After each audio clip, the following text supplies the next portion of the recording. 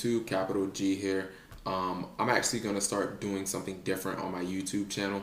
Basically what that's going to be is I'm still going to keep the videos. I'm still going to keep doing videos like I used to, where I'll discuss top decks and everything with the competitive meta. But I'm going to start kind of a new segment I'm going to call YCD. Basically stands for Yugioh Community Discussion. And what that basically is I'm going to talk about a subject that maybe I've been thinking about just for the last couple weeks or whatever in Yu-Gi-Oh, and basically it's to get more input from you guys, the viewers who watch the actual video. It encourages you to like leave comments and stuff like that, so that we can actually discuss the topic on hand, because there's only so much discussion that you can do if I tell you guys these 5 cards are the top tech cards, or this is what I would do with the ban list or whatever. It doesn't create as much I guess discussion as if I'm just openly talking about a specific topic and asking you. Okay guys, I'm sorry my video cut out like that, but I usually would just reshoot it, but nah, I'm not gonna reshoot it. Anyways, this YCD is going to be about the price of Yu-Gi-Oh, and basically the big three, or the Trinity, that has basically been the reason for that. I think a lot of people know about it, but haven't really talked about it. I haven't seen any person on YouTube actually even bring it up. The recent spike in price in Yu-Gi-Oh! If you remember last format, we actually had a variety of like tier 1 decks, like Glad Beasts and like Black Wings that were like really dirt cheaper. Maybe Black Wings weren't tier 1 here. Or, I mean, even Frog FTK, which was like a $30 deck. Frog Monarchs was very cheap, other than, a couple faders, but... And as you look at this, you might wonder, what the hell is this supposed to be? This is actually supposed to be a power duality. I am like too poor to afford any, so I need to get some. And then obviously you have Effect Veiler and Solemn Warning. And these are the cards that are basically kind of made this an expensive format. All very good cards. And to be honest, depending on who you ask, you'll get different answers on what is the best card out of the 3. Don't automatically assume that everybody will say duality, because myself included would not. I would actually say Solemn Warning. Just if you had to say what's the best card of the 3, I'd honestly just say Solemn Warning. But if you had to ask me what's the most versatile of the 3, I would go with Effect Veiler. In fact, it's my personal opinion that out of the 3, and again, if you ask different people, you'll get different answers, that Effect Veiler is the true staple out of these 3. And the reason I say that is because there are decks like Light Sworn and Gladiator Beast that I honestly do not think should be using Power Duality. Now, I have seen duality in some Light Sworn builds. I just feel like it clashes with what the deck naturally does, which is mill. And generally, you're going to run at least 2 wolves, which means it messes up your in-phase milling. It can potentially mess up your Charger Light Brigade and Solar Recharge plays, because you can't maximize those plays, because if you mill a wolf, then you just kind of screwed yourself. So... And Solemn Warning is a card that is amazing. It's better than Veiler, but again, it can potentially be a dead draw because of the life point payment that it's 100% locked into. And, I mean, you can't really main it in decks that use Decree, and Decree is huge in this format. So I have to give the edge to Veiler. But I think it was actually... I don't like the decision that Konami made to print Pot of Duality as a secret rare. I think a lot of people would agree that I think secret rares need to be just done away with. I don't think a lot of people like secret rares. Pot of Duality, I believe, was a rare in Japan, and of course they upgraded it, and now it's $120 card. And it's a shame, because if you look at last format, you can even look at the same decks such as Stun and Black Wings, and those decks used to be very cheap. And if you look at the decks that are getting first and second at YCSs, I mean, a simple Gemini City Stun deck has now jumped to running, 3 Power Duality. That's, let's say $300.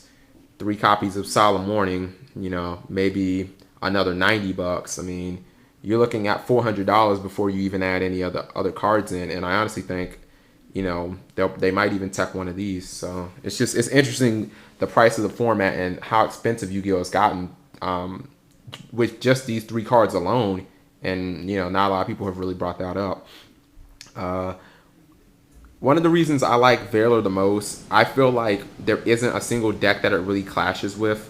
You know, some of my favorite things about it is it's a one card out to Doom Caliber that can be played from your hand to just kill it. It makes Avarice more alive basically in any deck, and then since Chaos Sorcerer went back to 2, you know, people have been struggling to find good lights outside of like Cyber Dragon, basically that are splashable, and that's kind of what Valor does. It gives any deck the ability to just add their light count. And I think Warning is just, I think it's the most clutch out of the 3, to be honest.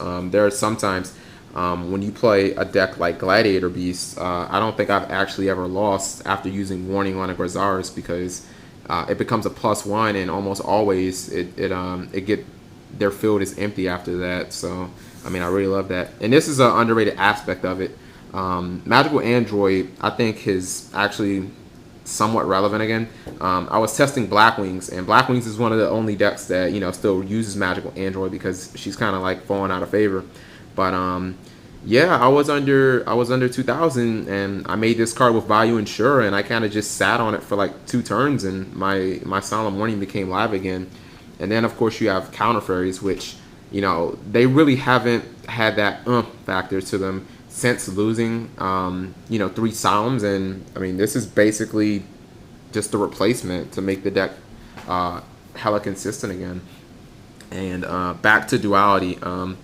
I think the biggest thing about Duality that people underrate, or the factor that people haven't really like zoned in on yet, and I think they will because of Dp-Ygo's new scrap deck. And forgive me, I don't have my Upstart Goblin here. Is if you take, even though, you know, everybody knows you can play around your own special summoning, all blah blah blah blah, but it's not so much that. It's about making your deck as fast as possible and just having less cards. I think a lot of people haven't zoned in on the fact that if you run 3 Duality and then you run like 3 Upstart Goblins, you are essentially running a 34 card deck. And in a deck like Scraps, where your win conditioning is just summoning 1 monster that's kind of easy to summon in that specific deck, it can be just ridiculously, it can give your deck so much consistency. And I think a lot of people haven't really realized that. And there are multiple decks that can be doing that. I think you could test Infernity with the same thing, where you can test Infernity with like 3 Dualities and 3 Upstarts, so that you can get your combos off so much quicker, like guaranteed turn 2. You know what I mean? And again, I think that's something that people have completely overlooked. But I want to know what you guys think. You know, because especially a lot of players who don't have tons of money like myself are just looking at the prices of strong, and it does so much in the current meta because it almost limits deck building. I mean, decks like Counter Fairies and a lot of stuns, you just, as much as I hate to say it, you just cannot get the same type of potential out of those decks unless you have at least a couple copies of not Solemn Warning, probably Duality, because it just increases the consistency. And this card alone it instantly turns any budget deck into an expensive deck, you know, being $100 per copy. So the one thing I will say, and I kind of applaud Konami, even though I just got 2 Effect Veilers, is ironically enough, they already announced a reprint of it, which is just kind of strange. But I applaud them. I mean, eventually the Duality reprint is coming, you guys know, but you know, I guess I can say it can't come soon enough. So just let me know what you guys think about the price of cards this format, and just the price of the competitive deck, of the average competitive deck this format. I think it's really insane. My last thing I want to talk about is, if you really don't think that these cards are that amazing and meta breaking, there was a regional, the same regional that Dp-Ygo went to in Canada, actually, that him and his brother topped. A 6 Samurai topped, you know, pre all of this, you know, new Samurai stuff. And of course, he was running 3 Duality and 3 Solemn Warning. And, you know, you can think, oh, wow, he didn't play anybody. He beat Dp-Ygo in top 8. That's all that needs to be said. Thanks for watching, guys.